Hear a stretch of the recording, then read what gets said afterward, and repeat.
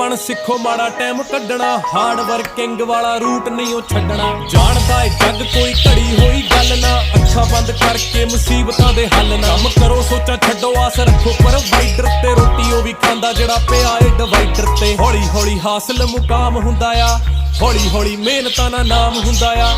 ਪਹਿਲਾਂ ਪਹਿਲਾਂ ਹਰ ਬੰਦਾ ਆਮ ਹੁੰਦਾ ਆ, ਦੁਨੀਆਦਾਰੀ ਚੋਂ ਜੋ ਤਰਾਸ਼ ਬਣਦੇ, ਆਪਣੇ ਤੇ ਰੱਖ ਵਿਸ਼ਵਾਸ ਬਣਦੇ। ਹੋਏ ਆਮ ਜਿਹੇ ਮੁੰਡੇ ਵੀ ਨੇ ਖਾਸ ਬਣਦੇ, ਆਮ ਜਿਹੇ ਮੁੰਡੇ ਵੀ ਨੇ ਖਾਸ ਬਣਦੇ। ਅਸੀਂ ਆਮ ਜਿਹੇ ਮੁੰਡੇ ਹੀ ਜੋ ਖਾਸ ਬਣਦੇ, ਆਮ ਜਿਹੇ ਮੁੰਡੇ ਹੀ ਜੋ बस ऐसा ही वाहेगुरु सुख रखे, मारा काम बोले मुने हम चुप रखे। वही यार सारे बैठे जी वैगन में, जो साथ मेरे घूमने थे स्कूटर से। बस ऐसा ही वाहेगुरु सुख रखे, बस ऐसा